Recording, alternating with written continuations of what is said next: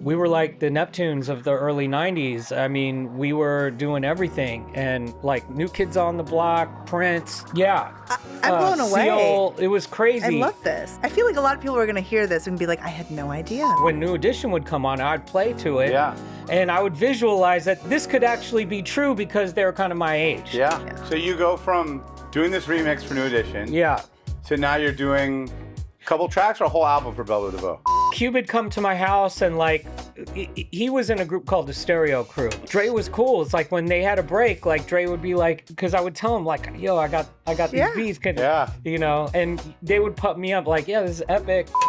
And people are talking about this new Crazy Town. Yeah. Shit. Like, have you heard about Crazy Town? And like on any given night at my loft, or, you know, it's like you would see like Jonathan Davis from Korn and Chino from Deftones and us and Jay Gordon from Orgy and like it's an 18-hour flight. I check in to my hotel room and I lay on the couch and I turn on the TV and there's our video play. Yeah. The overnight successes are never overnight.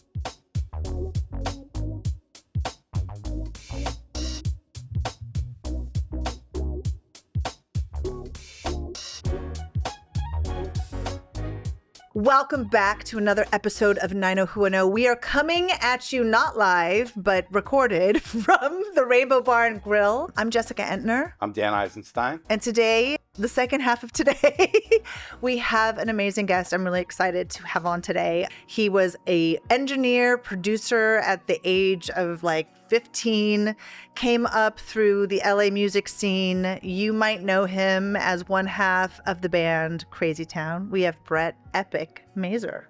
That was nice. Right? Yeah. So I got it. You consistently have amazing intros. Yeah, she's good at it, isn't she? Yeah. It's my secret talent. Because I don't prep. I just kind of have to remember what I read 5 seconds ago. Yeah.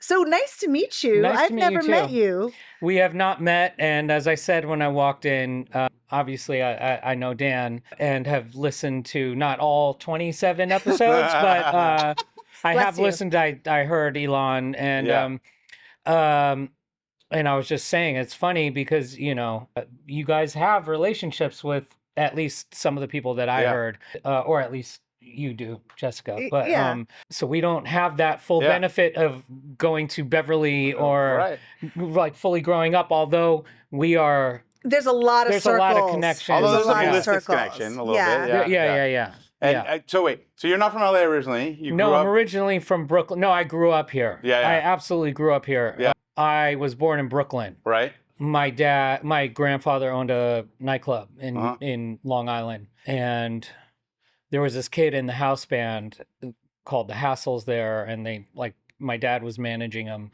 He was, you know, a young man, and continued to develop him. And it was Billy Joel. Wow. And oh my God. My dad got him his, you know, discovered him and got him his first record deal. Wow. And so we moved to California, the family, in 1972. Yeah. That's not just some discovery. I know, right? Yeah. That's like the discovery. Right. Yeah. So did he manage him for a while?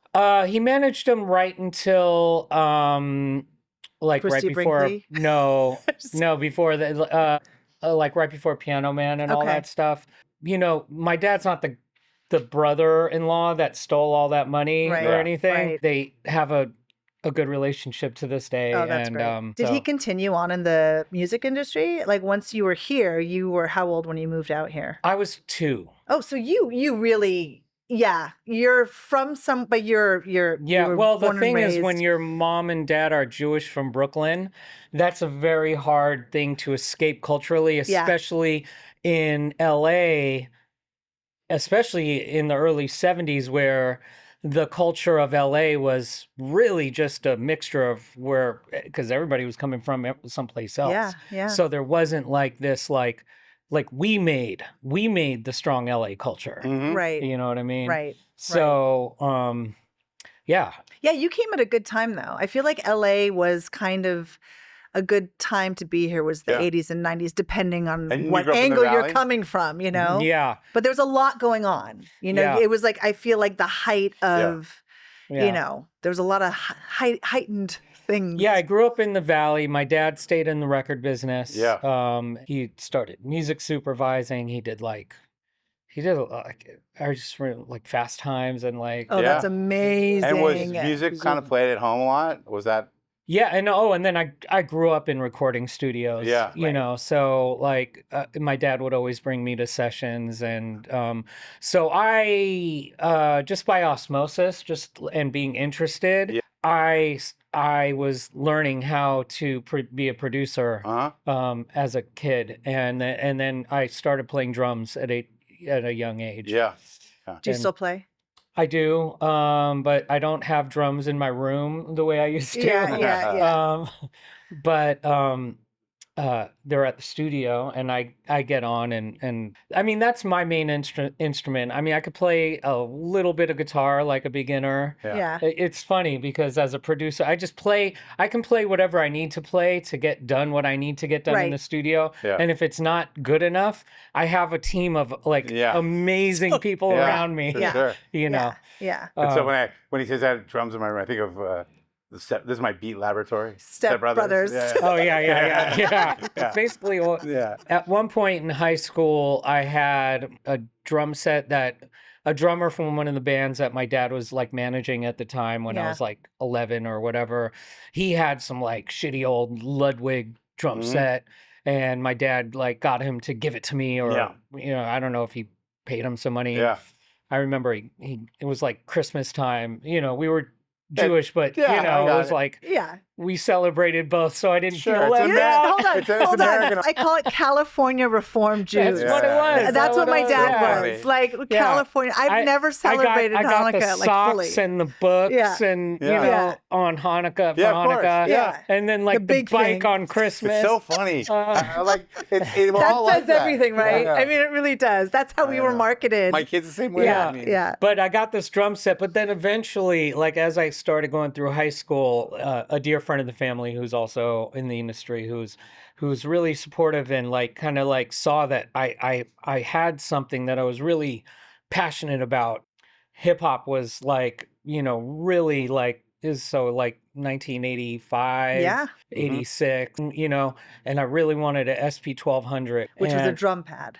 Right? Drum machine, yeah. It's just like saying for the people that don't know, that's the EMU SP1200. It had 10 seconds of sampling time. Right. That is the DNA and the backbone and the spine of everything that is hip hop today. Period. Yeah. So I really wanted one, and I was never afraid of work, and I worked my ass off, and my parents agreed that like if I earned a certain amount of money, they would match it, and yada yada, and I got my SP1200, and then I was also DJing, so I had a little DJ setup. I had my drums, and like I had this whole little studio, and then I ended up getting a 4-track, so I was like kind of like now you're recording. You're like living and breathing music. Well, as a teenager. And I grew up in the studio. I can remember like going.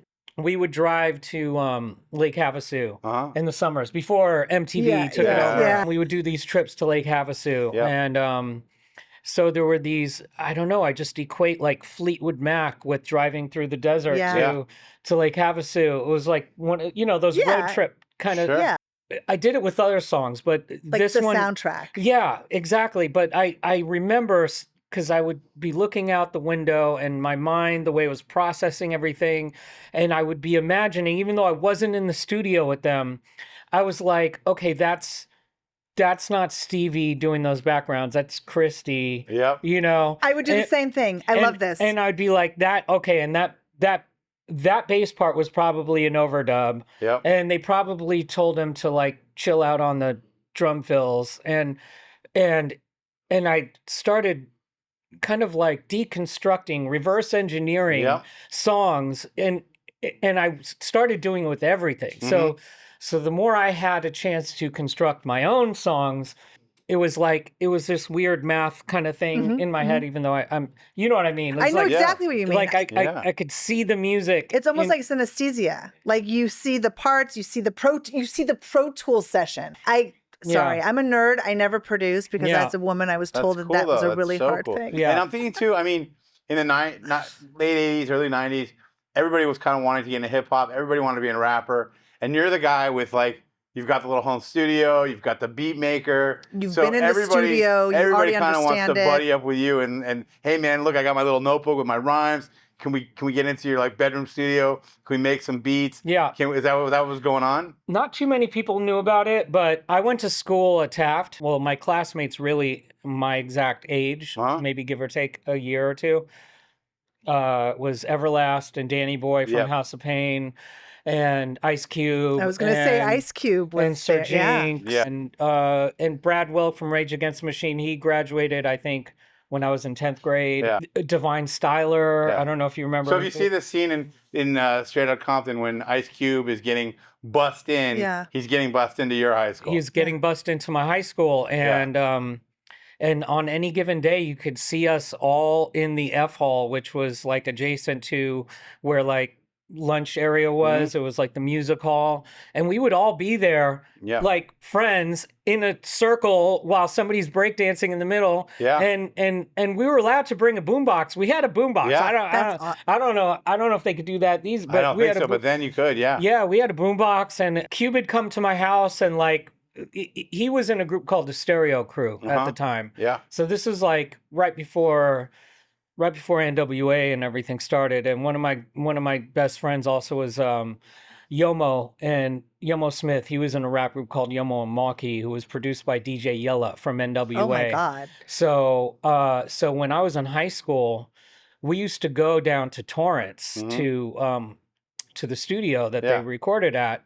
And Dre was there, and they were all there, and I didn't want to bug anybody, but you know, I had a lot of history being in studios, and at this point I had my SP1200 and I'm making beats, and like Dre was cool. It's like when they had a break, like Dre would be like, yo, you want to pop that? Because I would tell him like, yo, I got these beats, you know, and they would pump me up like, yeah, this is epic from Taft, and you got to hear his stuff. And these were all kids at the time, right? We were kids. I mean, he was older, so but he wasn't Dr. Dre. No. He was he was. Yeah, he was because already making music. he was well known. He was in a group called the Wrecking Crew. Right, world class Wrecking Crew. That's right. Yeah. He was the guy. There were mixtapes going around that Dre made that were on another level. He wasn't Dre like Snoop and Dre. No, he was still Dre. He was already the guy. He was the LA music. Everyone knew. Dr. Dre. Yeah. It was like that LA like. Just because you brought it up. So how did you get the name Epic? Again, I had the turntables and I was DJing, and I was a really good scratcher, and I got an opportunity to start DJing at Wall Street, which was out of the El Rey Theater. Oh wow! It was a promotion night there, and a friend of mine who I just spoke to, Adam, he had this promotion. And he's like, there's the house DJ there. DJ, forgot what his name was, but you can get on, and it was like a big deal. And my name at the time, I had a breakdance name, was like Kid Kamikaze or something, you know, but that wasn't going to fly for my DJ career, even though, you know, it's like I needed a DJ name. And so we were like studying, you know, in English, we were studying Homer, like the Odyssey and the Iliad, the epic poems. Right. And my friend Stacy said, you should be DJ Epic. That's awesome. And I'm like, yeah. And then it kind of worked out because not on stage or on a podcast or whatever, I'm just kind of like, to myself, and then like Epic is this like alter ego that I have no problem tapping into. You know, when but from the club days, I always knew you as Epic, and as I've gotten to know you, I mean, we're not that close, but as I've gotten to know you a little bit more in the last little while, I think of you now as Bret. You know? I usually tell people, you know, if you really know me, you call me Bret. But you know, I guess professionally it's Epic, and like I said, I still have that issue now. You know, I'll answer to both, and some of my best friends still will call me Epic too. So it depends on the setting too. It does. It does. So you're in the studio with Dr. Dre. He's giving you a chance to check out the beats. He's like, listen, and giving me encouragement, and it couldn't have been cooler. And I also recognized I was doing the same thing with. So back then in the 80s, there was a clear distinction between LA hip hop and New York hip hop. Yes. And I was all about or beyond New York, East Coast hip hop, because it was jazzy. You had Schoolie D, like, and he was out of Philly, but East Coast, that area, you know, that was. So there was a clear distinction. The music and the hip hop scene here was weird. I'm not talking down on it. It's just I couldn't really relate to it. Like there were all these dance crews and they kind of all like, they were inspired by Prince. Like they were like wearing like lace and they had jerry curls and the music was a lot faster. It was almost in New York. No, in LA. In LA. And that's kind of like what the World Class Wrecking Crew was. Exactly. World Class Wrecking Crew was like, exactly. And so like it just wasn't my thing, you know? The price to be a hip hop head was much different than now. Like you had to put in work. You know, and because I was from New York, I had opportunities to like, you know, go stay with my uncle for the summer, you know, who was living on the west side of Manhattan. Right. And I would, you know, go back to New York as much as I could, whenever I could, and record the radio, go record shopping, get all my wares, those mixtapes on the street, all that shit.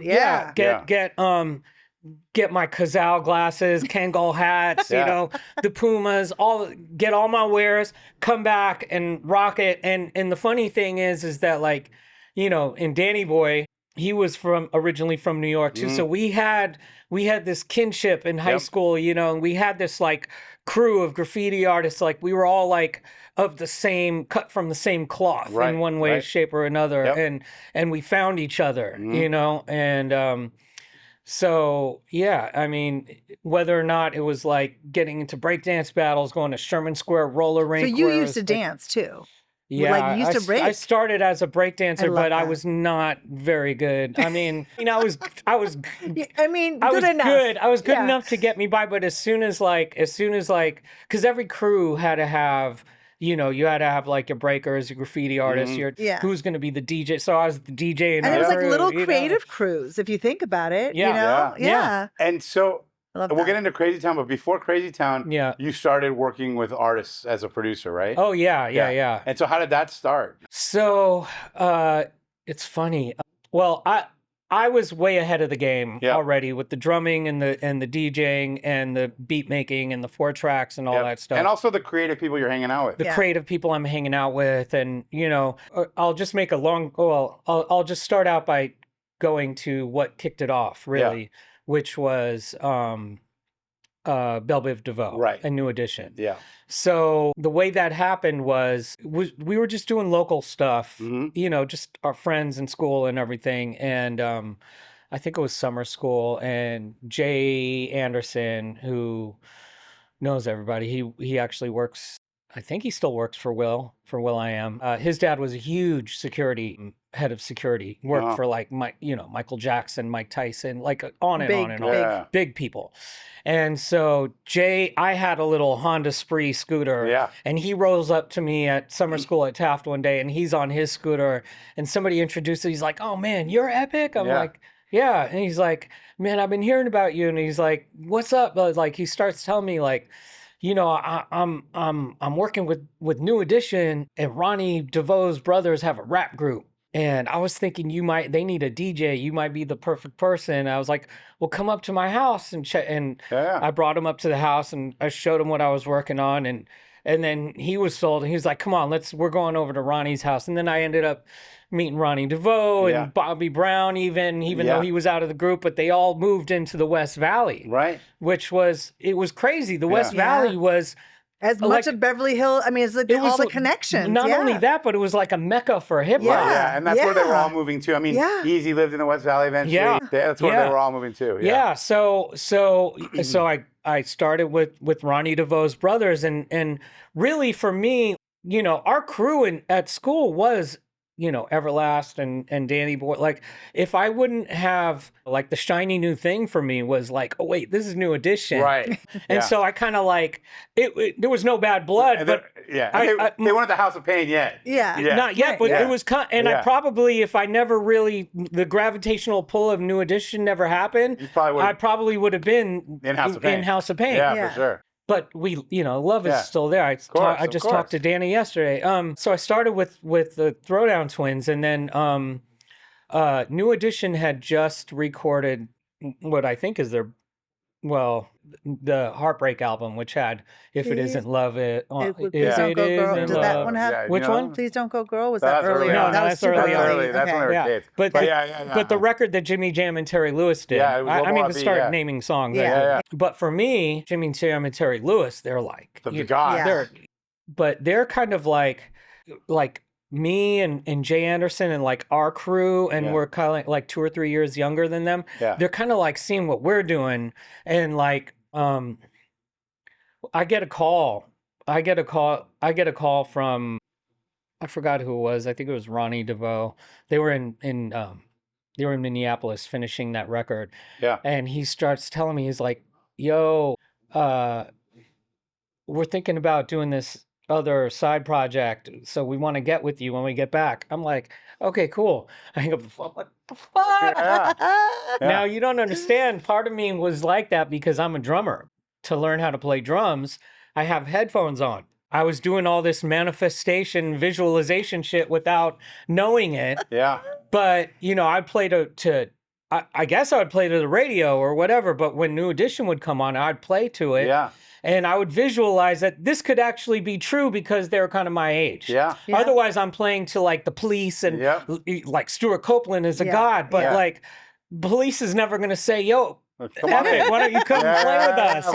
Right. So, so it was kind of like it was coming full circle. And even before we started on working on these Bell Biv DeVoe songs, they needed a remix for one of the songs that Jimmy Jam and Terry Lewis produced off that New Edition album. It was called "Any Heartbreak."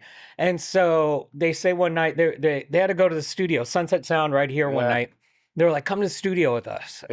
Because Lowell Silas, who was the A&R guy at Rest in Peace, Lowell, he did a lot for me. He's going to be there, and we're going to talk to him about letting you do this remix. Because they wanted what I was doing on my SP1200. Right, yeah, know? They wanted this hip-hop thing. Yeah. How old are you at this time, if I can ask? Teens? I'm probably maybe 19 or 20 or something. Jesus Christ. That's, Yeah, maybe not out of high school yet, or just out of high school. Out of high school. So you're like, this is it. So I'm at the studio and at Sunset Sound, and it's not my session. I'm sitting in the lounge area. And Lowell walks in, and then Michael Bivins and a couple of them, they pull Lowell over, and I hear him talking. Like, I can't really hear everything, but I hear Lowell say, "Epic? Who's Epic?" And then they go, "That's Epic over there." And I'm like, "That's great." I love it. He starts kind of like laughing. He's like, "Okay." I didn't, I got like a meager fee to do it. And I show up to the studio to do this mix, and forgot who I got to engineer for me or whatever. I was just learning as I was going. I knew enough to make it happen, but I walk into the studio and there's like 10 2-inch reel tapes that say Flight Time Recording, New Edition, and I'm like completely overwhelmed. Yeah. And there were a lot of technical issues. Like there was like, I couldn't lock in the beat that I had done because they had played everything even though it was like drum machine sounds, they played everything on octapads. So there was nothing for me so we had to go and record my whole remix like 2 bars at a time. And as soon as it started to like drift off, like it was a, anyway. I'm thinking you walk into the studio just being overwhelmed by the size of the console probably, right? Yeah. But being on, I mean, it's a lot different on a tape too. Like, had you been working with analog in that way? Yeah. I did all I could, like at one of the studios that I was told to, like my dad's friend said, who owned the studio, said, you go there, you talk to Cliff, you tell him you'll wash his car, you do anything. And so I learned how to splice, how to splice and how to tweak a tape machine and get it zeroed out and everything. And so I learned all that stuff. So basically what you're telling me is you're a classically trained producer engineer. No, not at all. I knew the, you do know how I knew the works. basics, but I didn't know, like I knew those were the EQ knobs. I knew each one was a track, but like you didn't want me mixing yet. No, not at that time. Yeah. So you go from doing this remix for New Edition. Yeah. So now you're doing a couple tracks or a whole album for Bell Biv DeVoe? Then it just started working on like a bunch of stuff, but like, they worked with other amazing producers. They worked with the Bomb Squad, you know, and so there were other great producers, but I ended up doing like half of like the whole remix album. And then I had my song on that first album. Then I did stuff on the second album. Was that The Poison? Was that the first album? Yeah. Yeah. I was also interning. I was interning for a guy by the name of Richard Wolff, who was a songwriter. He was I don't know, 10 or 15 years older than me, and a dear friend of the family, knew I was willing to do whatever, and she said, one of our writers who does a lot of TV stuff, he's looking for an intern. So he was a TV composer. Yeah. Oh, but he came from rock. He was a keyboard player. He's like, you know, and so he saw what I was bringing to the table. He's like, you know, we should join forces and we could go after some big artists, you know. The BBD thing came through me, but that partnership that I had in my like early 20s was called Wolf and Epic, and we were like the Neptunes of the early 90s. I mean, we were doing everything, and like New Kids on the Block, Prince. Yeah. I'm blown away. Seal, it was crazy. I love this. And I feel like a lot of people are going to hear this and be like, I had no idea. I love this. Yeah, but the thing is that producer... I told you it was legit. I know. I'm like, keep going, keep going. Hold on. These are good stories. Producers weren't marketing themselves the way they do now. But I wanted to, because I came from hip hop. Yeah. You know, so like if you listen to the Ronnie DeVoe's rap on Do Me Baby, he goes, smooth and slow, sexy tempo, grind to find that bodily flow. I got protection, now I need affection. Swing the booty in my direction. Back is hot, sweat is beaded. Now that's what I needed. Never could figure, no. What makes a trigger want to get a little bigger, want to touch me right there, but also gentle. Yo, Wolf and Epic, bring the instrumental. I was trying to remember. I love it. The reason why he said our name is because I wrote that rap. Yeah. You know what I mean? Yeah. That was how we had to find ways to, because producers didn't really have producer tags yet. You know? There was no like mustard on the beat. You know, that wasn't happening yet. So it was more so the artist had to like say like, yo, Epic, drop that shit or whatever, you know? Yeah. So that was how we had to do it. And, but other producers coming up at the time, you know, we all knew who was doing what. So, you know, like it was working out. And like, that's why, you know, you could be a hot young producer. And that's why like back then it was like, we'd get a call from Warner Brothers. Hey, we got this new artist named Seal. And, the first song is called Crazy. Would you guys remix it? We're going to send you a copy of it right now. If you like it, we'll messenger a check. Hand down, one of my favorite albums was that album. Such a great album. Which was Trevor. Yeah. Why am I blanking on his last name right now? Trevor Horn. Yeah. Sorry, I get nerdy, man, but I'm loving this because this is dedication. At this point, because I'll talk music all day. Yeah. This point, I'm going at what you just knew that you wanted to do music from a very early age because you're driven. I mean, this isn't just like, oh, I got into this and I had this success. Well, like, you have had all these like. We used to sneak into Universal Studios, me and. I know how to. I just told my friend how to do that the other day. I remember. Behind the Victoria station. No, we used to literally. This was before. It was. We would jump through the parking structure. Oh. Yeah. It was a little more dangerous. At the top of the hill. Yeah, I remember at the top of there was that restaurant, Victoria Station. Yeah. And we would walk behind Victoria Station, and you could just look around, and you could jump over the fence, and it was right behind the stuntman, stunt show. Yes. And so we would jump over that, and then we were just there all the time. And so part of me really wanted to get into film. I wanted to be a director also. And so I can't remember who I was talking to, but they said I was getting to that age where it's like I wanted to figure it out. And like, how do I decide? And I just remember they said, you just pick one and you just go for it and don't let anything stop you. Yeah. And so I figured, well, I don't need a crew of people to make a record. Where, like I can do it in my bedroom on my 4-track. Whereas like you don't need permission. Yeah, I mean, you know, make a movie, to make a movie, you need a lot of help. If you're an actor, or you have to ask permission to make something. Yeah, you know, if you want to play baseball, you better find 17 other people that want to play baseball too. So how do you go from working with these artists to working with Seth and then starting being your in own the front group? So I started really resenting the path I was on. because I'm a hip hop head, and I'm working on New Kids on the Block and Seal, and they're legendary artists, right? And but it's not what you felt. Like if I would have known that, if I could have told myself then, I would have said, just do all that shit. Just be you and bring what you bring to everything, But I started working with Third Base and MC Search on Def Jam, and I kind of like moved to New York for months at a time, and I was doing that, and then like at that point Dre had left, and I knew Easy, and so I was dealing with bringing the Black Eyed Peas over to Ruthless Records, and I brought Blood of Abraham over there. Oh wow! So like they needed. And this is in the Ballistics time, right then. Yeah, right? Yeah, this is at the Ballistics time. Because I remember. So I don't know if you know Bo Rainbow, my friend, but I mean I remember my first you first appeared on my radar because he'd be like, Epic's coming. We got to get Epic on the list. He's a DJ, he's a producer. Epic, you got to know him.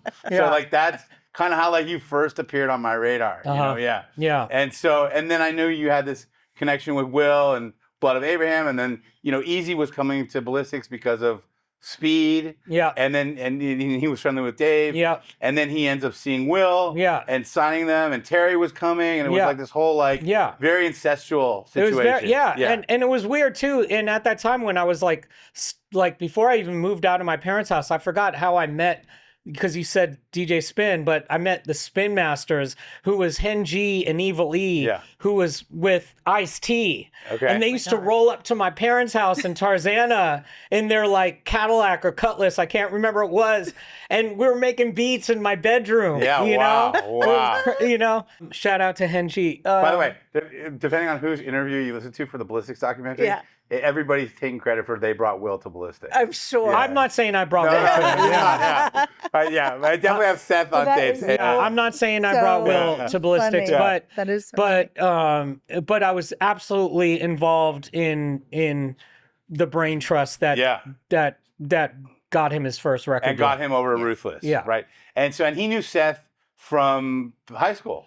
He knew Seth from high school. So I'm working on the At Band Clan, which was the first Black Eyed Peas album. And they're doing the documentary about the At Band Clan, right? Yeah. So I have a loft downtown at this point, and I just started getting into like partying, and I was a really late bloomer. I was really focused on my craft. Yeah. And at this point, like I have platinum records on the wall. I'm driving a BMW. I'm paying all my own bills, and I'm working with Will. And it was actually just me and him in the studio. I had a loft and I had a studio, and then DJ Motivate had his studio down the hallway, and we were the two producers doing the whole album. Will didn't know how to produce yet. Yeah. I was teaching him how to produce. Yep. He'll tell anybody. Epic taught me how to arrange a song and produce and make beats, and So like he would sit with me all those, grinding it out hours. Yep. And we would be working on a beat, and I'd be like, oh, like the flow on this one. And I would get on the mic. And I remember one day he just started he had this big grin on his face, and he's like, you need to start your own group. You got to meet my boy Seth that I know from the clubs. Yeah. I'm like, bring it. You know, I had never imagined myself being on the other side of things. So. What is this now? 94, 95? Yeah. Which is weird too, because I knew Seth since high school, and I've known you now just a little bit, and you guys to me are so different. Very different. So different. Yeah. What is that relationship like? Well, bless his heart and rest in peace. Yeah. Like a brother. Yeah. He said it best. I can't even take credit for it. We were asked a question, we were on top of the world for many years, and we had to do a lot of interviews, and there had to be a lot of soul searching, and we had a we were asked a lot of times the same question. Mm-hmm. And so he actually came up with a great answer to the question of kind of what you're asking. Yeah. And the answer was, we're like yin and yang. Yeah. We have a little bit of each other in each other's belly. Yeah. I get it. Yeah. Yeah. So we're like opposite sides of the same coin. For sure, Yeah, I would have to rein him in, and he would amp me up. Yeah, for sure. Yeah. Yeah. But you guys wrote together as well. Yeah, we wrote together. Like we worked together the same way I would work with like, the Black Eyed Peas or anybody else would, BBD or anything I was working on at that time. Except the only difference was instead of me maybe like coming up with like a lot of times I'll come up with the chorus and say it to the artist, and then like we'll change a couple of lines, but it's like they'll be like, oh yeah, that's great. But the only difference was now I'm gonna actually say it. So then I would have to write my own verses, Were you?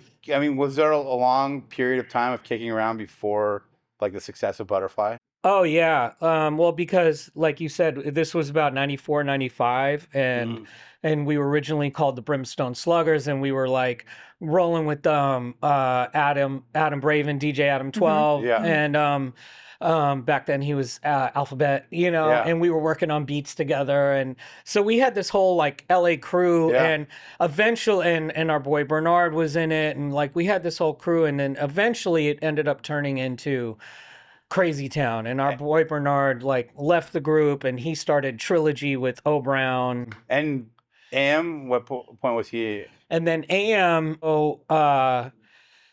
so we started working on some demos, and it was really at this point it was like clear, like Crazy Town was going to be me and either Seth and Bernard, or it was like we started working on these demos that started kind of like really being impactful. People were listening to it and like kind of blowing people away, and it was like we needed a DJ.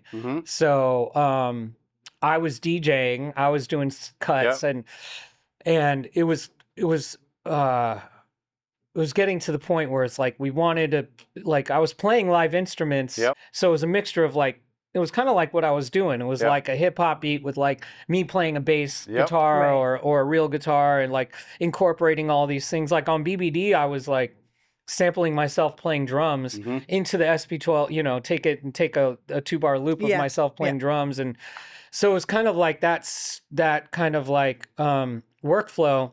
And I didn't want to be the DJ. And so Seth was like, you got to meet AMG. Yeah. He's better than you. And I'm like, well, if he's better than me, then he's in. So he takes me over to AM's apartment one day in the 90s, whatever it was. And Seth knew everybody. Seth knew everybody. Yeah. And so we walk in there and what's up? Seth goes, yo, show Epic what you can do. Yeah. So you guys were really close, but also very different. I mean, we were very close. Yeah, very different, but very close. Yeah. So you go in, it says, show Epic what you can do. Yeah, and he just blew me away. Yeah. I was like, okay. Yeah. This is it. And just because he went to, there's a strong Beverly Hills connection with our podcast. It's called 90who10. Yeah. Doug Miller, who went to Beverly. It was in my grade. Did Seth bring him into Crazy Town? Well, it was funny. So we were working on these. Seth and I basically are now working on these demos. Yeah. This is at the time when like now we're moving a little bit later, like 97, 98, and we're doing all the clubs and everything, and after parties and after hours and everything, and people are talking about this new Crazy Town. Yeah. Shit. Like, have you heard about Crazy Town? And like on any given night at my loft, or, it's like you would see like Jonathan Davis from Korn and Chino from Deftones and us and Jay Gordon from Orgy. And like, there was this whole like, I used to hang out with Jay a lot at Crazy Girl. Yeah. There was this whole scene, and Crazy Girls, all that. Yeah. I'm sure we're in the same room together at least 5 times. So, then the bottom kind of falls out, and something caught up with Seth, and he had to go to rehab. Yeah. So he goes to Acton. There's a rehab in Acton. Acton's like on the way to Palmdale. So I'm like, all right, well, we're getting close to, and our friend Danny Ostro, who is a big radio promotions guy who's working at Interscope Trauma, he had broken, and he was working with Adrian Miller. So we had Adrian Miller, who, I don't know if you know Adrian, but legendary manager, and Jordan Bucky, and I know Jordan Bucky. Yeah, so Bucky and so they're all kind of like behind us, and they were also behind Zero, which ended up becoming Linkin Park also. Okay, yeah. So they're talking us up, and it's getting to the point where the labels are very interested. Yeah. And we need to make some like critical moves, and then we can't because Seth now has to go away. Right. And I'm like, all right, don't worry, we'll pick this up when you get back. You know, and he kind of resents me for it because I'm doing the same shit he's doing. Right. You know, and then I'm going to meet Jay at Crazy Girls. I didn't want to be there. I didn't even like being in Crazy Girls, honestly. It was just like, it's where people hung out and played pool. It was weird. Yeah, I know. Weird. I know. So I'm with a friend, and he had picked some shit up. I didn't want it. It wasn't even mine. It was something that I didn't like doing blow, really. Right. You know, because all I wanted to do, and if I did blow, was more blow. Right, yeah, you know, and I liked making music and working. So, all right, so we're on Fountain, and I hang a left onto La Brea, and I see that red light behind me, and I'm like, oh, shit. There's no cleaning this. He had like an 8-ball on his lap, you know, and he was like bindling it up to sell and keep for himself. And I'm like, this is bad. So long story short, I ended up, Judge told me I had to go to rehab too. Yep. So Seth found out, while he was in Acton, he got a call, and apparently the way he tells the story is, I guess Miko or Aubrey, one of his sisters, told him like, yo, Epic's in rehab, and he starts running around and cheering, you know, because I'm in the same boat he is, but somewhere else. I was at Impact in Pasadena. But we both got out at about the same time, and within 11 months of being out, for both of us being out of rehab, we had a bidding war. Yeah. And we didn't play, like we knew we had to play a show. We had to pull a band together because I'm playing all these instruments on the record. Right. So we had to pull a band together to be able to pull it off live. So that's when Seth, I was like, well, we got to find people to do this live. Yeah. We want to be able to play this, you know, on stage. Yeah. So that's when Doug came in? That's when Doug came. And AM was still in at that point? AM was in at that point, And were they... Well, AM was already in before that because we were originally just like purely like going to do this as a hip hop thing. Yeah. But it was like, we were kind of like these hip hop kids that wanted to rock, you know, whereas like Limp Bizkit was like, there were these rock kids that wanted to do hip hop, you know? So, and that's how Fred taught, that's what Fred said. I got to tell you this. I've been to every Coachella. I don't know if you know that or not. Yeah. And I've seen legendary performances. I mean, I saw Madonna, I saw Jay-Z, I saw Pharrell when he brought everybody out. The greatest show that I've ever seen at Coachella ever. Limp Bizkit? No. What? Was AM and Travis. Oh, yeah. Together. Yeah. And they did the whole show to Time Code. Yeah. And the visuals. Yeah. And it was the most amazing show. That works perfectly at Coachella, too. Yeah. To see that kind of thing also. It's such a mixture of like EDM and rock. I mean, that was more impressive to me than the hologram. I feel like we need to tell people who DJ AM is because not everybody who's watching is going to know. So DJ AM was our DJ in Crazy Town, and he was sober. Yeah. So I remember we were on tour in Europe, and there was a lot of chaos, drug-induced chaos. Not so much with me. Like, I was very high functioning because the way I was like, you know, as long as I was the most together one, like, and I had what we call in the program lower companions in a way. Yeah. You know, like I would allow myself to like. Anyway, it was bad. Sounds like you and I were very similar in that way. Probably. Anyway, but yeah. But me and Adam AM were sitting on the bus one night, and he was just like, I feel like my sobriety is being threatened, and I need to step away. And so he finally did, you know. Yeah. But I mean, this is after a lot, like, you know, we were on Ozfest, and like, you know, Seth ended up throwing a chair through the hotel window, and me and AM are in the airport, like coming to LA, and like we're off the tour, and this is before Butterfly. So your question was like, there was a bunch of touring, and you know, so AM was not part of the group when Butterfly hit. Oh, he was. He was. Yeah. But then, you know, he went on and had a pretty successful solo career. And, you know, and then he was on tour with Travis. Yeah. Travis Barker from like 182. Terrible, horrible plane crash that I think that they both really kind of set him down the path that ended up I finally got sober in 2006. Like we had basically just broken up. Yeah. Napster had hit. The industry started basically crumbling, and I needed to get back into writing and producing. And so I was working with the Plain White T's. You remember them? Of course. So I'm just grateful to be working on stuff. And I remember going to the studio and like doing a shot of Patron at like 2 PM. And I'm like, I never did anything like a normal person. I just, you know, I did it till what it did to me was worse. You know, like they say, if what it does to you is worse than what it does for you. Yeah, for sure. And that's basically, and so I had gone to rehab before Crazy Town even blew up. Remember I told you, like, we got our first deal 11 months after.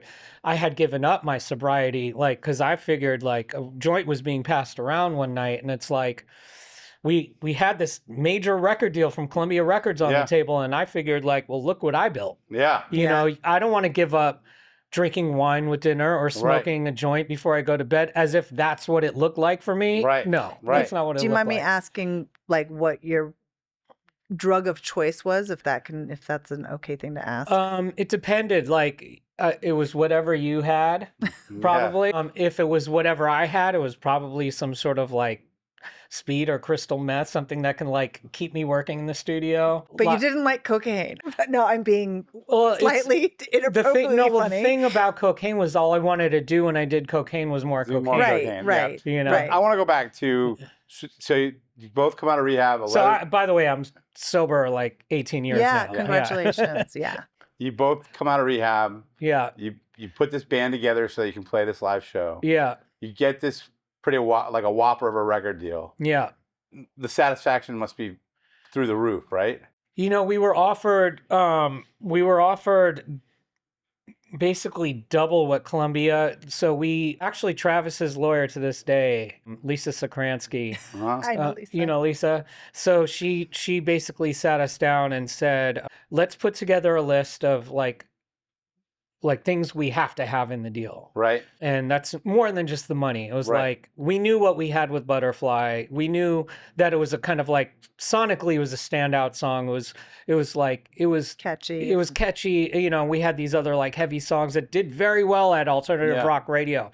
But we knew that we could tell what the pathway was going to be. So it was like, Butterfly had to come out third. Right. You know, and so Columbia said yes to like all our demands, I guess. And then in the 11th hour, Danny Ostro's uncle, who's Mo Austin, who was over at DreamWorks, he called us in and he basically was almost like, listen, what do we got to do? We'll give you double. And it's like, my virtue kicked in. It's like, I don't know, like Columbia already like, you know, is offering, and if you walk through the halls of Columbia, like look at what you see. And then DreamWorks was brand new. I mean, they had Papa Roach that they were trying to break, but they hadn't had anything. And again, another situation. If only I knew then what I knew now, I would have told myself, fucking stay with DreamWorks because they're going to work really hard for you. Right. Yeah. You know, like, and they have something to prove. They have something to prove.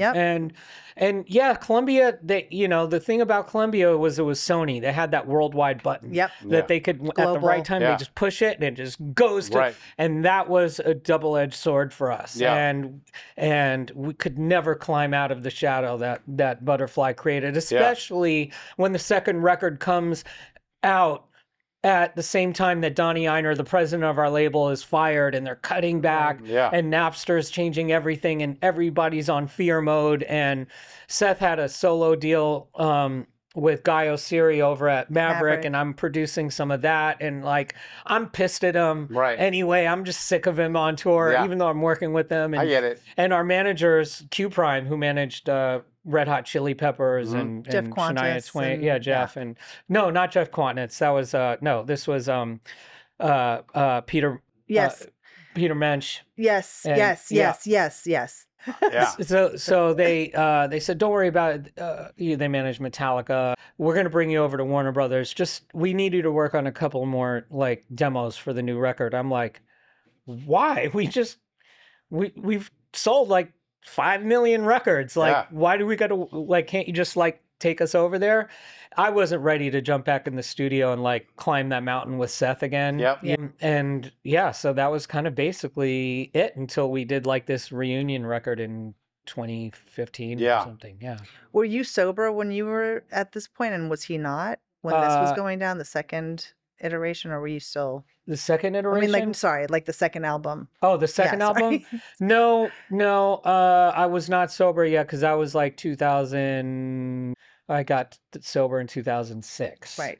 So, but I was doing my own version of like tapering. Like I wasn't off the hook. I wasn't like I wasn't a crackhead or anything. But the problem was I kept erasing this line in the sand that I created. Yep. And I'm coaching my son's baseball teams, and he's with me on the weekends, and it's like, you know, I won't drink at all. And I hated drinking the whole, like, but at this point it's like I knew what a double shot of Patron and a beer can get me. You know, and it worked every time.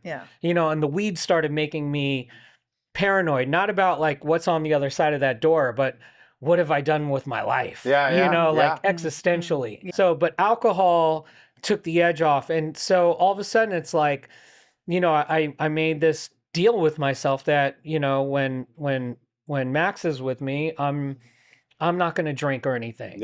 And then all of a sudden it's like there's a UFC fight on, and he goes to bed and he's in his room, and like, you know, and you know, I have a couple of beers or whatever. And so that's when I was like, you know what? This isn't good. Working for my That's now awesome. life. Yeah. That's awesome that you were able to, you know, kind of pull the plug on yourself. Yeah. Just because we skipped over it so quickly. Yeah. And you really pulled back the curtain on like what was going on behind the scenes.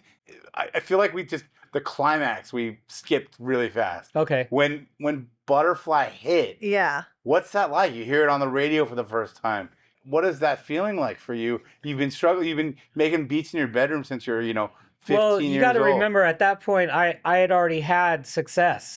They were all looking to me like, what is this going to be like? Yeah. Right. You know, and I'm telling them, don't worry, it's going to happen. It's going to happen. Yeah. We gotta, you know. But now you're in front of it. Yeah. You're in the front of it. Now I'm in the front of it.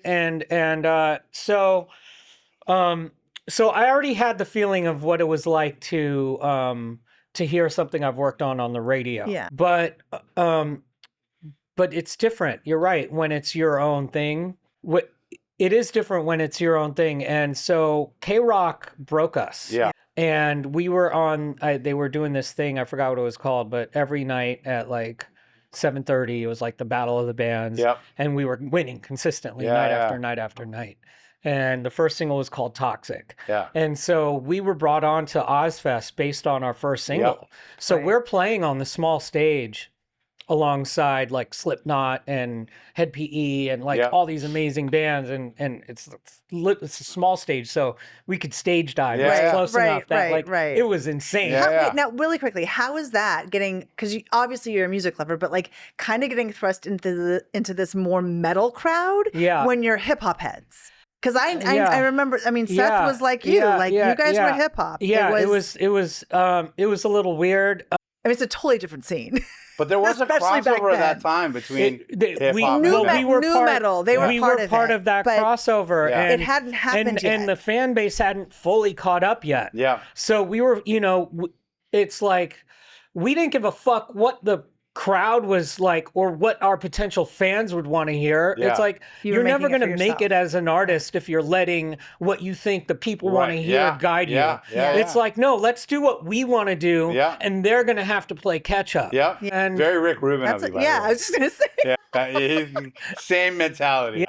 Yeah, you can't. You make music for yourself. You have to make music for yourself, and it can't be perfect. You can't be a perfectionist. I have to have that talk as a producer with all the artists I work with to this day. It's like I get a call. It's like that note in the second verse. I'm like, that note off like that is great. That's what's making the song good. You know. So we're on the road consistently, and so we're never anywhere long enough to know what's happening. Like our first tour was we're opening up for the Peppers in Australia, and I remember it's an 18-hour flight. I check in to my hotel room and I lay on the couch and I turn on the TV, and there's our video playing. I can't remember what video it was. It wasn't, I don't think it was it wasn't Butterfly yet.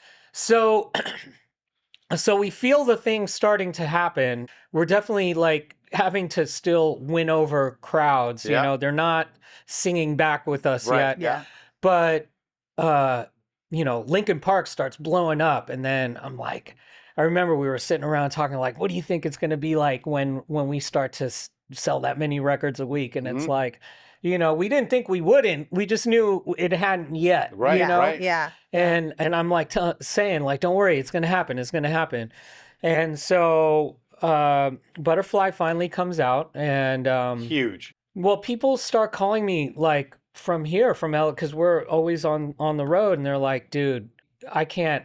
Like everywhere I go, your song is like everywhere. Really? It was like the song of the summer. And you know the funny thing for is, sure. The thought that kind of like went through my mind as you were telling that story a little bit about being on the road. Is and you're in the Peppers and Linkin Park, and I'm thinking to myself, God, you know, you're on the road and you're starting to hit, and this is it. You're living this like rock star life, and how great it is. But then you have also, for lack of a better word, the monster that is Seth, which, and I love Seth, and he had a heart of gold. But, you know, if you're enjoying the rock star life this much, he's enjoying the rock star life this much. Being on tour with him was like being on tour with a gorilla. I can imagine. Like a gorilla from the zoo. You know? Like sometimes he's like cool and he's sitting there, and then sometimes he's just like, you can't tame him. Right. You know? He would wake up on the bus just pissed. You know, like, who turned on the air conditioning in my throat, and blah, blah, blah. And he was like, one day he was like, went off, and he could tell I was pissed. I was like, done. I was like, over it. And then he didn't like when like I got mad. You know, of course not, like I'm very patient, you know, and he could tell I like enough was enough.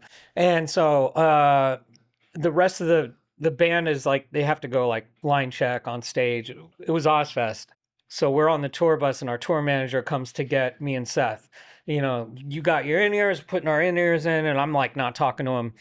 And we start walking to the stage, and he says, yo, Epic, hold my hand. And I'm like, what are you talking about? He's like, just hold my hand. That was his way of like apologizing. Yeah. And I'm like, I'm not holding your hand. And he grabs my hand forcibly, and he interlocks his fingers to mine like you would like your girlfriend or your wife. And I'm like, okay. You know, I give him the like, I'm not mad at you kind of thing anymore. He's like, nope, you're going to hold my hand. There's a huge set of stairs because the stage is high. You're going to wait till we get to the top. So I'm really sorry for your loss, by the way. You and know, I know it. This year, the sad but true thing is he had been struggling for a long time. And anybody that knew him, as sad as it is, it's like he was on life 15 out of 9. Yeah. And as you and I both know, I mean, a lot of that comes from pain management, for lack of a better term. So, you know, rest in peace, Seth. We all loved you. So, I mean, from that note, just so you're back from tour, things are slowing down with Crazy Town. You leave the band. You get back into producing. Soon after? Hold on. How soon after the big hit did you go, okay, I need a reset? Like, this is a lot. Well, we worked on our second album, and then we brought in, like, we had most of it done. Which did not do the same. Did not do the same, but it never really got a chance, honestly. Because the whole thing was unraveling. Imploded. So we did our second album. We did it with Howard Benson, and I really needed to rely on him for like, because it was like even more rock than the first album. It was called Dark Horse. You know, people were trying to count us out. You know, like Butterfly had become this big hit, and it's like, maybe looking back, another learning moment for myself. If I could go talk to myself back then, I would say, listen, just do a bunch of Butterflies. Let's do Imagine Dragons this shit. I mean, like, seriously. Just go that route. Keep doing just go that route because it's not like that wasn't us also. Right. You know what I mean? Of course. Like we had very like if there's one thing, if you look at my career, not just Crazy Town, whether it's Bell Biv DeVoe or the stuff with Will or any of the, is always like breaking genres. It was always straddling genres. But is there somebody from the record company that's advising you or directing you or giving you some input? No, not really. not really. Yeah. But there was that double-edged sword with Butterfly too, because it was a huge hit. But then I'm sure there's a part of you guys that are music makers going, we don't want that to be us. But then there's that flip side that us could have gone on to multiple. I mean, more a real Butterflies. tangible wrong weird choice probably was that it was the first Ozfest, I think it was 2000, where Seth threw the chair through the window when we were playing the small stage and we had to leave tour early. And then Butterfly comes out subsequently after that. And then Sharon Osbourne calls and wants us back the following year. Yeah. And now we're playing on the main stage. So it's like the main stage is like Marilyn Manson, Papa Roach, Linkin Park, Ozzy, you know. So it was kind of like this new metal thing that was happening on Ozfest. She wanted to bring girls, she wanted girls, she wanted to open Ozfest before that was like a bunch of angry dudes. And but we should have not done Ozfest that year. We felt a kinship. We were grateful to the Osbournes and that whole thing, but we probably should have done the whatever, the iHeartRadio, the Jingle Ball, that. That's probably what we should have done. And if I could have told them, I was like, listen, that's not the tour for you anymore. You know, you can still stay true to yourself musically. This is where you should go, if you're going to do a big summer tour like this, So after Crazy Town, I guess Plain White Tees was cool. Yeah. And then was the song Hey There Delilah? Is that was their big hit? By the way, I just heard the story behind that. Do you know the story behind that? Hey There Delilah? No. So he was in college and he had a friend who had a friend, this girl Delilah, and they all ended up going out to a concert together for one night. And he's like, if I could be with this girl, if I could marry you. And she was leaving to go to New York the next day. And he basically writes this whole song. It's like a love song to her, this girl that he met for one night. Yeah. Did they get married or anything? Nothing happened. But she's the real Delilah. Wow. Songs about her. They never dated. They never did anything. But he met her, went to a show with her one night. I need to go listen to the lyrics now. And she was, hey there, Delilah, how's New York City? All that stuff. Yeah. Oh, that's cool. So, and we didn't write that song. But we were on that album. And are you working with Wolf at that point again? No. Wolf, when I left Wolf in 93. And then Crazy Town was the next year. Because I started resenting him for no reason. He had different priorities than me. You know, he had a wife, and he was probably coming from the composition where you can sit and make music and you don't have to tour. But also financially, his priorities were different than mine. I wanted to be 21, struggling and making hip hop records. And it's I wanted to be working on different stuff. Right, you mentioned that he was okay with the big feel, and that's why I was I was so grateful that I met MC Search, and he was like, you got to come to New York and come to the studio with us. And Third Base was they were the MC, they were the real MC versions of the Beastie Boys, who I love also. But just to be able to go to New York and meet Russell Simmons and work on Def Jam records. So, and so when I started working with Search, that was kind of the time that Wolf and I started parting ways, because I was primarily the one doing all the work, and even though it was still Wolf and Epic, it was this is kind of just Epic. I need to take that uncomfortable step. So what happened after? What were you doing after Crazy Town? So after Crazy Town, I started getting back into writing and producing, and was working on some stuff for same label that the Plain White Tees, and working on a bunch of stuff and writing, and I was looking at making a publishing deal, and I remember I had some songs written for Justin Bieber, and we were cutting some stuff, and normally I said I was used to the A&R person calling hey, if you want to work on this, you just tell us and we'll messenger a check over. And it wasn't like that anymore. So I started thinking especially with the industry crumbling, I need to, what am I going to do? So I started getting into post, and then I started sound designing and sound supervising and scoring, and it's kind of like what your dad did, coming full circle, right? A little bit. Well, my dad ended up ended up leaving the music business to get into the financial business. He figured, I know all these people that trust me and love me. Yeah. Instead of managing their careers, I'll manage their money. Yeah. You're saying that you had said that your dad, after he was, had worked with Billy Joel. Yeah. Didn't he get into doing some music supervising and stuff like that? Yeah. But he was always more of like in the business side of things. Yeah. So creatively, so to me, I was like, well, what do I know? And it's like, I know Pro Tools. Yep. That's a skill that not everybody has. And so my friend Gijo Reed, who Seth introduced me to, actually, we had done this album in 2015 and we needed a video done. He's like, you got to beat my boy Gijo. I'm like, okay. He's like, he could do the video. And he was cutting trailers and he was doing sizzle reels. So we go to his office at the Wiltern Theater Tower. Yeah. Long story short, he does this video for us after, you got to ask me about what happened with that Crazy Town album in 2015.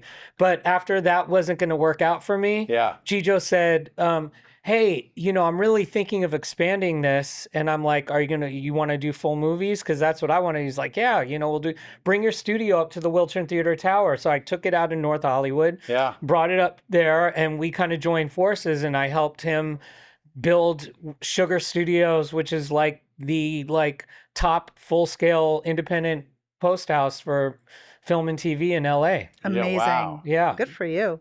That's awesome. That's fantastic. Yeah. So are you still doing that? No, not really. So in 2015, you guys got back together. Me and Seth got together and we did a record, and we booked all the festivals. We booked a festival tour in 2015 or 2016 in Europe. Yeah.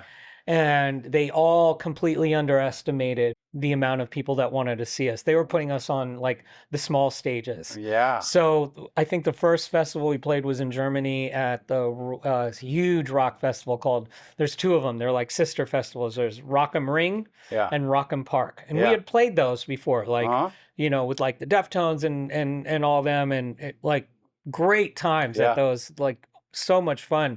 So it was awesome to be at this festival again, like all the 9-10 years later or whatever it was. Right. So we're backstage and somebody from production comes to get us, and they have to drive us to where the stage is on like a golf cart.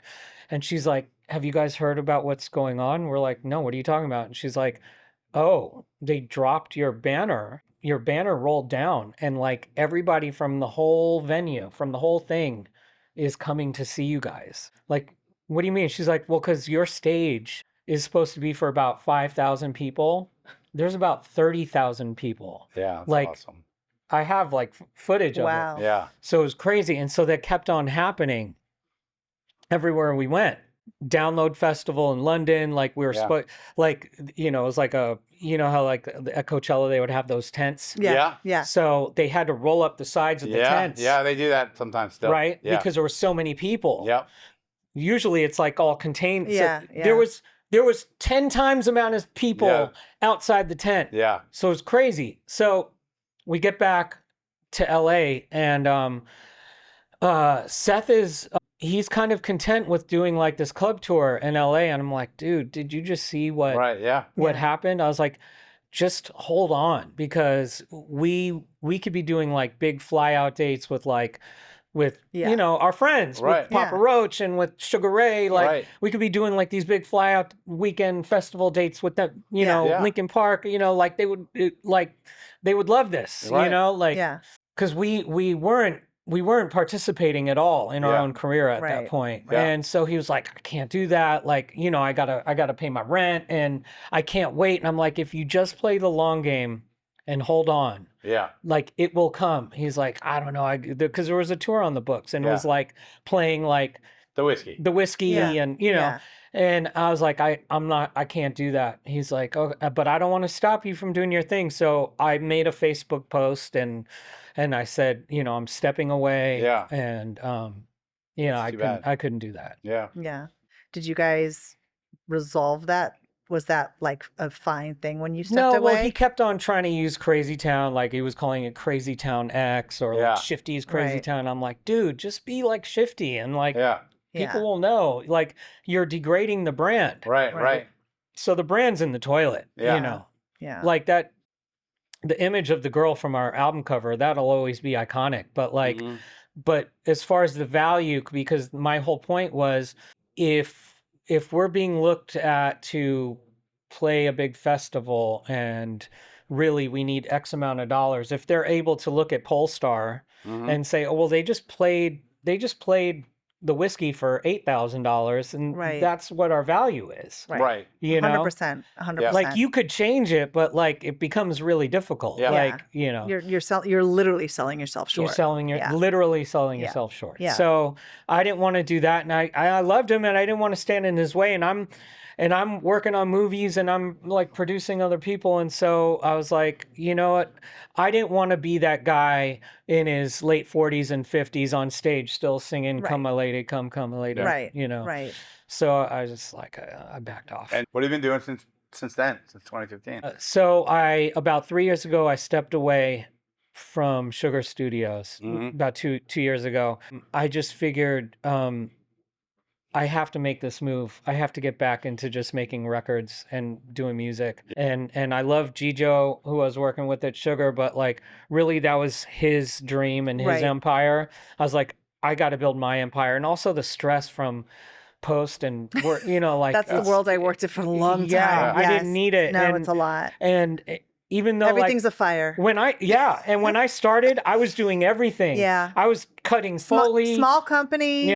Everything's a fire. Yeah. You got to figure out how to keep the lights on. It's a very taxing. It was so taxing. So to hear that you guys actually built something that was doing well consistently is huge. I don't think people realize that. Like that is no joke. Yeah. So congrats on that. Yeah. We built a $250,000 Atmos mix stage on the penthouse floor of the Wiltern Theater Tower. That's awesome. There's 3 floors now. Yeah, wow. I mean, it's crazy. Yeah. You know, I'm proud of the participation I had in that. Yeah. But so a dear friend of mine, Michael Blue, who produced One Republic and Colby Calais, we kind of joined forces.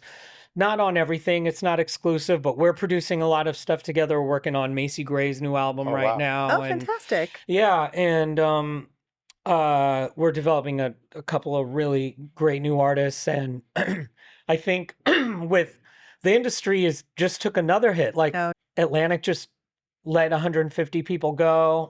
The industry, ever since the dawn of time, has tried to take shortcuts. And when I was like a kid in high school, I was interning for my second cousin at SBK Records. They had Wilson Phillips and Vanilla Ice. And I used to get pissed off. Like, why do you have Vanilla Ice? You know, I was an intern at the record company. Right. And you were very mad at them for signing so my Vanilla cousin Ice. Don Rubin said, listen, we can sell with Vanilla Ice a career's worth of records where we would have to put multiple, I'm like, okay, whatever. And I'm like, well, how do you find that? Like, well, there's regional labels and we find regional labels that have something popping off and then we acquire the label. Yeah. And a lot of times we let everybody else go except for the one thing we want. That has turned into, let's find people on TikTok and on Instagram that have built-in fan bases. Yeah. It's like, take the easy road. Now, there are a few A&R people that really hold artist development near and dear to their heart. Yeah. God bless them, but they're being run out of the business. Right. So my whole thing is like, whether it be Bell Biv DeVoe or Crazy Town or the Black Eyed Peas or any of the other things that I've worked on, I've taken iconic artists from being nothing but a rock. I'm not saying I was 100% involved, but I was involved in development. And so was Michael Blue with Colby Calais, One Republic, and all the other, Jason Mraz and the stuff. Now, he's very organic and he has an amazing studio and we work well together. And it's like we fit like puzzle pieces. And it's like, you know what? We are going to bring artist development back because that's what's missing. Because, look, truth be told, if you want to be an artist these days, you have to post. But when I came up with my band, like you could be fucked up half the day and show up and do a great show, or you had to do your press or whatever. But it's not like that anymore. But that being said, it doesn't work like that for the labels. It's not gonna translate to be like, oh, let's find that person. They have 3 million followers and let's sign them. It's like, no, it's like you can always get that following. Why don't you find great talent, develop them, and one of their attributes should be that they're willing to post and willing to create content because it's a tool that you have to use. It's just the way it is these days. Like I tell artists all the time, if they don't want to, like, I don't want to have to do that. Like, it's not really me. It's like, well, then you need to find another line of work. Well, that actually is interesting. What you, to your point, like they are looking for somebody with 3 million followers because they've already put the money into their brand equity. They have brand equity. They've built their brand. Right. That's it. That's where it starts from. I know. Right. Yeah. But it doesn't mean that there's talent there. And it doesn't mean that it's going to translate to a music career. Yeah. The only flip side to that is I think that it gives some opportunity, the social media and the news, to somebody who may not have had it before. 100%. You're right, because but for every one of those, there's 25 million of the others. That's when the we problem. came up in the 80s and 90s and 2000s, until social media really took a hold, you knew the gatekeepers. You could fly to New York or fly to LA, be a band, get booked at the Whiskey, get booked at the Roxy. You just keep playing, and eventually the right person's going to see you, and you will get a meeting. And if you do well in the meeting, you will get a deal. And they may not put the record out right away, but if it's a good label that has some artist development, they're going to keep you around and have you work in the studio and develop you. Half of the bands that are playing at the Roxy now are TikTok bands. 100%. But like the gatekeepers are now the DSPs and the platforms. It's not and they're not paying well. No. So it's in one sense, it's great if you're an artist out of anywhere. But it also, the cost of entry was prohibitive back then because you like Pro Tools cost like 10 grand when it first came out. Anything, well, even before like a 4-track. Let's take will.i.am for example. He had to be the best rapper or one of the best rappers in LA. He was. And then once you're that person, you have to be outgoing enough and make networks and meet people like me or other producers and forge a relationship and get in the studio. And then you had to have money to get in the studio. Now, and then you had to keep pushing and pushing and pushing. Now you can get a crack of Fruity Loops or spend the $99 and do some shit. And it's not well done, and it's not mixed well, and the lyrics aren't very good, and the kids, they're eating it up. They're eating it up, and like I have so much to say about this. I just had to work with this trap kid, and I do these mixes, and these mixes are fire. Fire. And it's like, no, he wants it all distorted and fucked up sounding. Oh, God. And I'm doing like really good production. And he wants to mumble through the whole thing. And it's like, I get it. It's like, I can produce anything. You know, I can go from producing a country record to a trap record. And I do.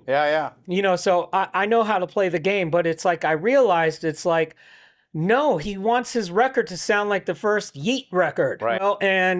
And so it becomes a snowball of like, they're inspired by shit that isn't, it's very like. It's the dumbing down of culture. It's dumbing down. It is. It's everything's become super basic. I hate to say it, but it's true. But at the same time though, there was like when Wu-Tang came out, you know, like it was grimy and like you could hear the dust, but it was still well done. But it was real. It was real. It's different. It's different. Well, the lyrics were real. The lyrics were real. The execution, you could hear stuff in the production, but the production wasn't trying to take it and make it sound that way. Do you know what there was there's a realness to it. There is a small similarity, but there's a lot more differences. You know, the only small similarity is the underground factor of it, because kids these days, they don't want to feel like I always deal with this because I'm always dealing with the new artists I'm working with on their marketing stuff. I'm asked about this because I do have an opinion that's valued. If the potential fan base feels like they're being served something, they don't want it. They have to feel like they discovered it. Well, that's a great, you know what? A great example of that is Chappell Roan. Absolutely. That's right. Everyone feels like they discovered her. And they did and they didn't. She's been doing this for a long time. She's doing it a long time. You know, but one of my writing partners knows her from way back, a music camp that they went together. Totally. She'd been working really hard for a long time. Really hard. The overnight successes are never overnight. No. But she is of the now right now, and people needed it and they sought it out and they found her, and now look at what's going on. Those moments though, they're so few and far between now, and I love seeing it. I'm like, I'm here for for it because it came from a real place. That's what I have these kids that I'm working with right now, Michael and I, called Standby, and they're 18. They're still in high school, and they're a rock band, and they're fucking dope. That's awesome. And rock ain't happening right now. But you know what? That's awesome. I love hearing coming back, real though. kids. It is coming back. Real coming kids back. playing instruments. Yeah. There's nothing better than that. I mean, it's in the vein of, They're coming. it's edgy like Do you hear that. the Linda Lindas? Oh, really? They're LA, and they just opened for the Rolling Stones. I think they're a 4-piece girl I have band. heard They're about them. great. Yes. They're fantastic. Yeah. How old are they? They're like 18, 19. Yeah. But they just opened for Rancid, Smashing Pumpkins, and Green Day. So they opened 2 huge stadiums this year. Yeah. So it's coming. It's coming. And Smashing Pumpkins, ironically, their demographic right now is skewing 18 to 24. Wow. So there is a right now there is it makes sense. You know hunger why? for it. You know why? Because we're the best generation that Well, ever and lived. people want organic. Yeah. They don't know it, but they do. Yeah, they do. It's a weird thing to watch. And when you first came in, you were talking to your son, who I unfortunately assumed was like a small young child because you were dealing with toothache stuff. And then you very gently said, no, he's an adult. He's a 27-year-old man. And we started talking about the woes of this generation. But I do think they're even with like what they were listening to. And your son's 27. And if I look at the last 15 years of music, there's like a handful of really amazing stuff, but there's a lot of junk, and like we all came of age. We didn't know it at the time, but at the pinnacle of original music being we got the best of music. We got the best of a lot of fucking things. For real. You're just a couple years older than me, but I mean, I had older brother and sister. I'm still in my 40s, and you had, but I mean, to be coming out of like.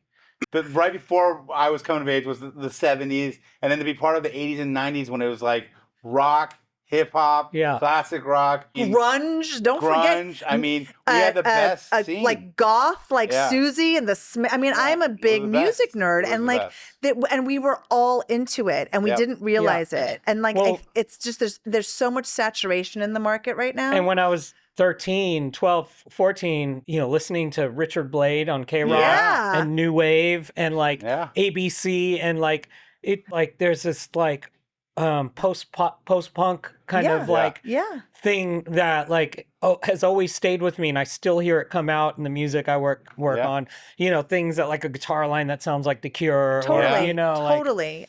A bass line, something. Yeah, there's all the. Look, what I do love about this generation. And I'm raising an 11-year-old Gen Alpha, and he found the Gorillaz on his own, loves the Gorillaz. Yeah. I'm a huge Damon Albarn fan, so I'm all over that. But he's also listening to some really random shit via video games. And and you probably know this as a producer, one of the genres that he got into that I'm actually kind of like, okay, I can kind of get behind some of this until I hear what they're actually saying, is funk. Funk? Yeah. I like it. It's like industrial fucking 808 reversed hip hop with like a really amazing percussive beat in the lyrics, but the lyrics are like fuck her in the and it's like you're like, wait, hold on, my 11-year-old listening to this, and he's like, I love it. You like turned this into like a whole second podcast. No, I love it. I love talking about music. I'm such a music nerd. It was like we did the whole Bret interview, and then now you guys are like 2 music nerds going off, and I love it. Honestly, I would have been a fucking producer. My dad told me. My dad said to me, "Oh yeah, that's really hard for a woman." I mean, I was making music at the same time you guys were, and I loved being in the studio, and I would figure out how to do stuff, comp my own vocals. That Rick Rubin was such an icon and inspiration to me, and he came to see us rehearse at SIR. Danny Ostro brought him by, and we were talking about him, because I had most of the first album done already, but I needed to get in the studio and have somebody help me with like the guitar tones, because I wasn't like a rock guy yet. Like now I mix everything, and like, but I was like more of like a budding record producer back then, making beats. I knew arrangements, but I needed, especially if I was going to make this sound good. I needed somebody. And there's a picture, it's actually on my Instagram, and it's funny because in my head, I'm thinking, as much as it's like Rick Rubin, and this is probably in 98, there's a picture snapped where in my head, I know I'm thinking like, if we do this record with him, he's going to change everything I've done. And I don't want to, you know. That's so funny. And I don't know if I want to do this with Rick, you know. That's hysterical. I love it. I love it. 2020 hindsight, man. I love it. I love it. You fucking moron. I love it. McFly. Do you know what I love is that he's literally told us every like left turn. He's like, I should have maybe taken a right there, but I took a left. Well, and you like made a lot of right turns as well. You did, and that is such a telling thing. Like you don't know what life is going to take you. No. And I know you've been through a lot in your career. You've done a lot. You've been a lot in your life. You know, you've probably lost a few people that you loved a lot. We know this. The line from A to B is never straight. Never straight. And I really appreciate you coming on. You know, well, I was gonna have Seth come on, and you know he passed away, and I really appreciate you coming on and that we got to talk about him and share a little bit about his memory. You know, that's a great story, by the way. I'm really glad you shared that. And I didn't know him well, but I knew him for a time, and I have to say he was one of the people like uniquely bright, like very smart and very funny, and had a good heart. Really but tortured soul, tortured soul, and it was, you know, like what you said. I also was amazed he made it as long as he did. Yeah. By the way, and now I know how you got your nickname because I mean this interview was epic. It really was. It really was. Yeah. I really did. Yeah. Thank you so much, Epic. Epic. I'm calling you Epic there now. You go. It's been a pleasure to talk to you today. It was a lot of fun. Thank you, guys. Thank you. And this is going to wrap it up from our session at the famed Rainbow Bar and Grill. Until next time, it's been a real pleasure having you guys watch us and embarrass myself like always. Like and subscribe and tell your friends. That's it. Peace out. 90who10.